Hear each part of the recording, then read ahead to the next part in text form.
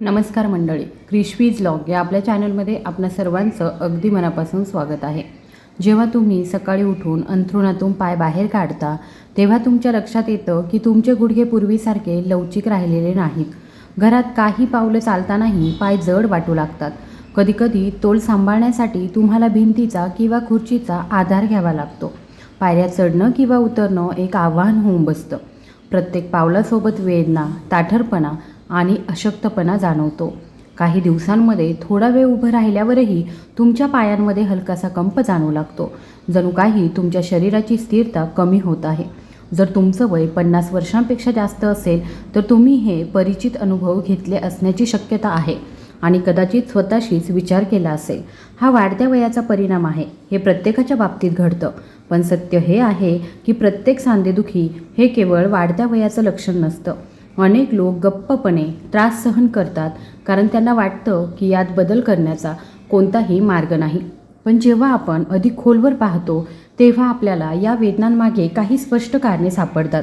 जेव्हा शरीरामध्ये कॅल्शियमची कमतरता असते तेव्हा हाडे हळूहळू कमकुवत होतात. जेव्हा प्रथिनांची कमतरता असते तेव्हा स्नायू पूर्वीप्रमाणे शरीराला आधार देऊ शकत नाही. जेव्हा सांध्यांमध्ये नैसर्गिक स्नेहन कमी होतं तेव्हा त्यांच्या हालचाली ताठर होतात, ज्यामुळे आवाज येतो आणि वेदना होतात. जेव्हा रक्ताभिसरण खराब होतं तेव्हा सांधे सुन्न, थकलेले आणि कुपोषित होतात, ज्यामुळे ते बरं होण्यास कठीण होतात. तुम्ही तुमच्या सांध्यांची तुलना दरवाजाच्या हँडलशी करू शकता. जर कडीकडे बराच काळ दुर्लक्ष केलं गेलं तर तिला स्नेहन दिलं नाही तर ती आवाज करणं आणि अडकणं स्वाभाविक आहे. चांगली बातमी अशी आहे की योग्य मदतीने आपलं शरीर स्वतःची दुरुस्ती करू शकतं. एक अतिशय सोपी पद्धत आहे जी गुंतागुंतीची नाही आणि त्यासाठी तुमच्या दैनंदिन सवयींमध्ये मोठे बदल करण्याची आवश्यकता नाही. हे काही सामान्य घटकांपासून बनवलेलं एक नैसर्गिक पेय आहे, परंतु पोषणाच्या बाबतीत ते अत्यंत प्रभावी आहे. हे पेय शरीराला कॅल्शियम, प्रथिने आणि मॅग्नेशियम पुरवतं, जे हाडे आणि स्नायूंसाठी आवश्यक आहेत. हे वेदना कमी करण्यास, शरीराला हलकं वाटण्यास आणि पचनसंस्था सुधारण्यास मदत करतं, जी वयानुसार अनेकदा कमकुवत होते. महत्त्वाची गोष्ट अशी आहे की तुम्हाला काहीही गुंतागुंतीचे करण्याची गरज नाही. फक्त सकाळी थोडा वेळ काढा आणि ते नियमितपणे घ्या आणि तुम्हाला हळूहळू छोटे बदल दिसून येतील. अनेक लोकांनी सांगितलं आहे की केवळ 15 ते 20 दिवसांमध्ये त्यांना हलकेपणा आणि हालचालींमध्ये सहजता जाणवली आहे. सांध्यांच्या समस्यांनी त्रस्त असलेल्या लोकांसोबत काम करताना या क्षेत्रात 7 वर्षांचा अनुभव असलेल्या डॉक्टर कामिनी यांनी अनेक महत्त्वाच्या गोष्टींचं निरीक्षण केलं आहे. डॉक्टर अनेकदा म्हणतात की खरा बदल हा गुंतागुंतीच्या उपायांमध्ये नसून आपलं शरीर समजून घेण्यामध्ये आणि त्याला दररोज योग्य पोषण पुरवण्यात आहे. छोटे बदल जर सातत्याने केले गेले तर तुमच्या कल्पनेपलीकडचे परिणाम देऊ शकतात. हा व्हिडिओ ही पद्धत सोप्या आणि स्पष्ट टप्प्यामध्ये समजावून सांगेल, जेणेकरून तुम्ही ती तुमच्या दैनंदिन जीवनामध्ये समाविष्ट करू शकाल. म्हणून व्हिडिओच्या शेवटपर्यंत लक्ष देऊन ऐका, कारण सर्वात महत्त्वाची गोष्ट कदाचित तुम्हाला यावेळी सर्वात जास्त आवश्यक आहे. उपाय काय आहे तर मखाना कॅल्शियमचा एक नैसर्गिक स्रोत आहे. आपण आतापर्यंत चर्चा केल्याप्रमाणे पुढे एक अतिशय सोपा पण अत्यंत पौष्टिक घटक तो म्हणजे मखाना. बरेच लोक याला फक्त हलकासा नाश्ता समजतात, पण मखाना खरं तर 45 वर्षांवरील लोकांसाठी, विशेषतः ज्यांना हाडे आणि स्नायूंच्या समस्या आहेत, त्यांच्यासाठी एक अतिशय योग्य अन्न आहे.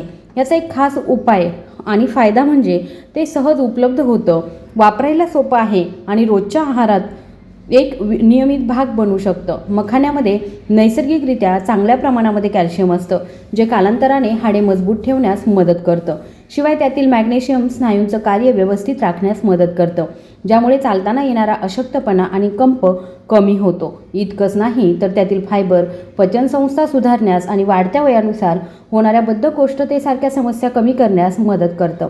मखाण्याच्या नियमित सेवनाने सांधेदुखी कमी होण्यास मदत होते आणि रोजच्या कामांमध्ये शरीराला हलके व आरामदायक वाटते. अनेक लोकांनी असाही अनुभव घेतला आहे की यामुळे शरीरातील अंतर्गत उष्णता कमी होते आणि अस्वस्थता हळूहळू कमी होते. मखाना वापरण्याची पद्धत देखील खूप सोपी आणि लवचिक आहे. त्याची चव वाढवण्यासाठी तुम्ही ते थोडं तूप घालून हलकेसे भाजू शकता किंवा तुम्हाला हलका प्रकार हवा असल्यास तुम्ही ते तुपाशिवायही भाजू शकतात. त्यानंतर तुम्ही ते नाश्ता म्हणून खाऊ शकता किंवा इतर घटकांसोबत मिसळून विविध पदार्थ तुम्ही बनवू शकता. या साधेपणामुळे हा रोजच्या वापरासाठी एक त्रासमुक्त पर्याय बनतो. उपाय दुसरा आहे ते म्हणजे भाजलेले चणे. स्नायूंची पुनर्बांधणी करण्यासाठी मखाण्यासोबतच भाजलेले चणे हा आणखी एक परिचित पण अत्यंत महत्त्वाचा घटक आहे. हा केवळ एक साधा नाश्ता नसून शरीरासाठी नैसर्गिक प्रथिनांचा एक अत्यंत मौल्यवान स्रोत आहे. मध्यम वयानंतर अनेक लोकांच्या हे लक्षात येत नाही की त्यांच्या शरीरामध्ये हळूहळू प्रथिनांची कमतरता भासू लागते, जी स्नायूंची देखभाल आणि दुरुस्तीसाठी आवश्यक असते. भाजलेल्या चण्यांमध्ये प्रथिनांचं प्रमाण खूप जास्त असतं, जे स्नायूंचं पोषण करण्यास आणि त्यांची पुनर्बांधणी करण्यास मदत करतं. हा विशेष ज्यांना वारंवार पायांमध्ये अशक्तपणा जाणवतो, चालताना तोल जातो किंवा थोड्याशा हालचालीनंतर थकवा येतो, त्यांच्यासाठी हे विशेष महत्त्वाचं आहे. जेव्हा स्नायूंना पुरेसं पोषण मिळतं तेव्हा तुम्हाला प्रत्येक पावलात फरक जाणवतो. चालणं हलकं वाटतं, तोल सुधारतो आणि अचानक येणारा थकवा किंवा मग कंप कमी होतो. शिवाय चणे दिवसाचा थकवा कमी करण्यास मदत करतात. अनेक लोकांना नियमित सेवनानंतर असं आढळून आलं आहे की त्यांना लहान सहान कामानंतरही जास्त थकवा जाणवत नाही. ज्यांना स्नायूंचा अशक्तपणा किंवा शक्ती कमी झाल्याचा अनुभव आहे त्यांच्यासाठी हा एक अतिशय उपयुक्त पर्याय असू शकतो. हे लक्षात ठेवणं महत्त्वाचं आहे की सालीसकट भाजलेले चणे निवडावेत. ही साल केवळ फायबरने समृद्ध नाही तर पचनक्रिया देखील सुधारते, ज्यामुळे शरीर पोषक तत्वे अधिक प्रभावीपणे शोषून घेऊ शकतं. खरं तर अनेक वृद्ध लोकांना केवळ व्यायामाच्या अभावामुळेच नव्हे तर दररोज पुरेशा प्रथिनांच्या कमतरतेमुळेही पायांमध्ये अशक्तपणा जाणवतो. जेव्हा आहारामध्ये याचा योग्य प्रकारे समावेश केला जातो तेव्हा शरीर हळूहळू आपली स्थिरता आणि शक्ती मिळवतं. उपाय नंबर 3 आहे गोंद कतिरा. शरीराला थंडावा देणं आणि सांध्यांना आधार देणं. मखाना आणि चणे खाऊन शरीराचं पोषण केल्यानंतर पुढची पायरी असते ती म्हणजे शरीरातील आतून संतुलित आणि शांत करणं. हे गोंद कतिरा हा एक अतिशय उपयुक्त घटक आहे, परंतु अनेकदा त्याबद्दल गैरसमज असतो. बऱ्याच लोकांना असं वाटतं की हा तोच गोंद आहे जो मिठाई किंवा हिवाळ्यातील पदार्थांमध्ये वापरला जातो. तथापि गोंद कतिरा खूप वेगळा आहे. हा एक नैसर्गिक वनस्पती राळ आहे ज्याचा थंडावा देणारा प्रभाव असतो आणि शरीराला थंडावा देणाऱ्या पदार्थांमध्ये याचा वापर केला जातो. हे विशेषतः वृद्धांसाठी योग्य आहे. गोंद कतिरा वापरण्यासही खूप सोपा. तुम्ही फक्त थोड्या प्रमाणामध्ये रात्रभर पाण्यात भिजवून ठेवा. दुसऱ्या दिवशी सकाळी तो फुगून पारदर्शक, मऊ आणि हलक्या जेलीसारखा होतो. तो लहान बर्फाच्या तुकड्यांसारखा किंवा जेलीसारखा दिसतो आणि कोणत्याही पेयामध्ये सहज मिसळता येतो. गोंद कतिराबद्दल सर्वात महत्त्वाची गोष्ट म्हणजे तो नैसर्गिकरित्या शरीराला थंडावा देतो. जेव्हा शरीर आतून शांत होतं तेव्हा उष्णता, अस्वस्थता किंवा सांधेदुखी यांसारख्या समस्या हळूहळू कमी होऊ लागतात. हे सौम्य सूज कमी करण्यास देखील मदत करतं, ज्यामुळे सांध्यांची हालचाल अधिक सहज होते. विशेषतः सकाळी जेव्हा सांधे आखडणं अधिक सामान्य असतं. याचा आणखी एक महत्त्वाचा फायदा म्हणजे गोंद कतिराला कोणतीही विशिष्ट चव किंवा वास नसतो. त्यामुळे तुम्ही त्याची चव न बदलता ते दुधामध्ये किंवा इतर कोणत्याही पेयामध्ये सहजपणे मिसळू शकता.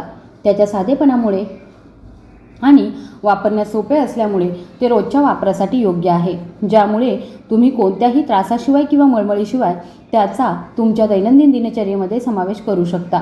एकदा तुम्ही सर्व साहित्य तयार केलं की पुढची पायरी म्हणजे एक पौष्टिक पावडर तयार करणं, जी तुम्ही रोज सहज वापरू शकता. हे खूप सोपं आहे आणि याला जास्त वेळ लागत नाही. भाजलेला मखाना आणि भाजलेले चणे घ्या. ते मिक्सरमध्ये घालून त्याची बारीक पूड करा. बारीक दळल्यामुळे शरीराला ही पोषक तत्वे अधिक चांगल्या प्रकारे शोषून घेण्यास मदत होते. विशेषतः ज्याची पचनसंस्था पूर्वीसारखी मजबूत नाही त्यांच्यासाठी. दळल्यानंतर जर तुम्हाला काही दाणे अजूनही जाडसर वाटत असतील किंवा मिश्रण असमान असेल तर पूड अधिक गुळगुळीत करण्यासाठी तुम्ही ती एकदा गाळून घेऊ शकता. हे आवश्यक नाही, परंतु यामुळे तयार झालेलं पेय पिण्यास आणि पचनास सोपं असतं. ती पावडर फ्रीजमध्ये किंवा हवाबंद डब्यामध्ये कोरड्या थंड जागी तुम्ही ठेवू शकता. ती फ्रीजमध्ये ठेवण्याची तुम्हाला गरजही नाही. मात्र एकाच वेळी मोठ्या प्रमाणामध्ये बनवणं टाळायचं आहे. तिचा ताजेपणा आणि नैसर्गिक चव टिकवून ठेवण्यासाठी ती सुमारे 10 ते 15 दिवस तयार करून ठेवणं उत्तम. ही आगाऊ तयारी तुमचा सकाळचा वेळ वाचवेल आणि तुमच्या ही सवय नियमितपणे टिकवून ठेवण्यासही मदत करेल. एकदा तुमची पोषक पावडर तयार झाली की तुम्ही त्यापासून सहजपणे पेय बनवू शकता. 1 ग्लास दूध घ्या. तुमच्या आवडीनुसार तुम्ही कोमट दूध किंवा खोलीच्या तापमानाचं दूध देखील वापरू शकता. त्यात तयार केलेल्या पावडरचे सुमारे 2 चमचे घाला आणि विरघळेपर्यंत चांगलं मिसळा. त्यानंतर रात्रभर भिजवलेला गोंद कतिरा घ्या आणि त्यात त्याचे 2 चमचे घाला. हे सर्व एकत्र केल्याने एक पेय तयार होतं जे प्यायला सोपं असतं आणि शरीराला अनेक आवश्यक पोषक तत्वे पुरवतं. हे मिश्रण शरीराला अनेक प्रकारे मदत करतं. दुधामुळे अतिरिक्त कॅल्शियम आणि प्रथिने मिळतात, तर मखाना आणि चणे हाडे आणि स्नायूंना पोषण देतात. गोंद कतिरा शरीराचा तोल आणि शीतलता राखण्यास मदत करतो, ज्यामुळे फिरताना हलकेपणा जाणवू शकतो. जेव्हा तुम्ही ते नियमितपणे घेता तेव्हा तुम्हाला स्वतःमध्ये हळूहळू बदल जाणवू लागतील. हे बदल कदाचित लगेच दिसणार नाही, पण ते कालांतराने स्थिर आणि लक्षणीय असतात. चवीसाठी तुम्ही थोडा गूळ किंवा खडीसाखर देखील घालू शकता. तथापि जर तुम्ही तुमच्या साखरेची पातळी नियंत्रित ठेवत असाल तर ते गोड पदार्थांशिवाय सेवन करा. ते घेण्याची सर्वोत्तम वेळ आहे ती म्हणजे सकाळी, जेव्हा तुम्ही जागे होता आणि तुमची पचनसंस्था सक्रिय होऊ लागते. ते अधूनमधून घेण्यापेक्षा दररोज 1 ग्लास घेणं ही दिनचर्या पाळणं अधिक प्रभावी आहे. 5 ते 7 दिवसांमध्ये तुम्हाला हलकं आणि कमी थकलेलं वाटू शकतं. 10 ते 15 दिवसांमध्ये सांधेदुखी हळूहळू कमी होऊ शकते. जर तुम्ही हे 20 दिवस चालू ठेवलं तर अनेक लोकांना स्नायू अधिक मजबूत झाल्याचं आणि हालचाल अधिक सुलभ झाल्याचं जाणवलं असेल. सर्वात महत्त्वाची गोष्ट म्हणजे हे मोठ्या प्रमाणामध्ये घेण्याऐवजी नियमितपणे घेणं, जेणेकरून शरीराला हळूहळू जुळवून घेण्यासाठी आणि नैसर्गिकरित्या सुधारण्यासाठी वेळ मिळेल. मी आतापर्यंत जे सांगितलं आहे त्याचा आढावा घेतल्यास तुमच्या लक्षात येईल की हा उपाय अजिबात गुंतागुंतीचा नाही. दररोज 1 ग्लास दुधामध्ये फक्त 3 परिचित घटक मखाना, भाजलेले चणे आणि गोंद कतिरा मिसळून तुम्ही हाडे आणि स्नायूंना आधार देणारे एक पौष्टिक पेय तयार करू शकता. गुंतागुंतीच्या किंवा कठीण पद्धती शोधण्याची गरज नाही. याचं खरं मूल्य साधेपणामध्ये आणि नियमितपणामध्ये आहे. जेव्हा शरीराला कॅल्शियम, प्रथिने आणि मॅग्नेशियम यांसारखी आवश्यक पोषक तत्वे योग्य प्रमाणामध्ये मिळतात, तेव्हा ते हळूहळू आपले नैसर्गिक संतुलन पुन्हा मिळवू लागतं. हा झटपट परिणाम देणारा उपाय नाही, तर एक शांत आणि स्थिर पद्धत आहे जी वृद्धांसाठी योग्य आहे आणि दैनंदिन जीवनात सहजपणे स्वीकारताही येते.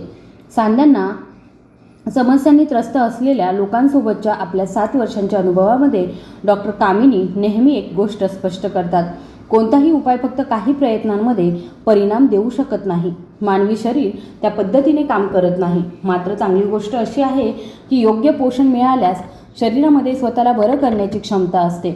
डॉक्टर सांगतात की जे लोक नियमितपणे लहान आणि सोपे उपाय अवलंबतात त्यांना कालांतराने लक्षणीय सुधारणा दिसून येते. जे लोक काही दिवसांनीच हार मानतात त्यांना अनेकदा कोणताही बदल जाणवत नाही आणि ते लवकरच निराश होतात. म्हणून तुम्ही काय घेता हे महत्त्वाचं नाही, तर तुम्ही ते किती काळ नियमितपणे करता हे महत्त्वाचं आहे. बऱ्याच प्रकरणांमध्ये कोणत्याही गुंतागुंतीच्या किंवा महागड्या उपायांपेक्षा सातत्य अधिक महत्त्वाचं ठरतं. यासोबतच तुमच्या संपूर्ण आरोग्यावर परिणाम करणाऱ्या काही लहान सवयींकडे लक्ष देणं देखील अधिक महत्त्वाचं ठरतं. सांध्यांचं कार्य व्यवस्थित चालू ठेवण्यासाठी दररोज पुरेसं पाणी प्या. तुमच्या शरीराला आवश्यक जीवनसत्वे तयार करण्यास मदत करण्यासाठी दररोज सकाळी सुमारे 15 मिनिटे सौम्य सूर्यप्रकाशामध्ये घालवा. या व्यतिरिक्त तुमच्या दैनंदिन दिनचर्येमध्ये हळू चालणं, पायांचा आणि हातांचे हलके व्यायाम किंवा साधे घरगुती व्यायाम यांसारख्या सौम्य क्रियांचा समावेश करा. या क्रियांना जास्त वेळ लागत नाही, परंतु नियमितपणे केल्यास त्या तुमच्या शरीराला अधिक लवचिक आणि आरामदायक वाटण्यास मदत करतात. जर तुम्हाला ही माहिती उपयुक्त वाटली असेल तर कृपया तुमचा अनुभव शेअर करण्यासाठी थोडा वेळ द्या. तुम्ही तुमचं वय आणि सांध्यांची सध्याची स्थिती कमेंटमध्ये लिहू शकता, जेणेकरून मी आणि संपूर्ण समुदाय आपण शिकू शकू. व्हिडिओला लाईक करायला विसरू नका आणि तुम्ही जर चॅनलवरती नवीन आला असाल तर कृपया चॅनलला सबस्क्राईब करायला विसरू नका. धन्यवाद.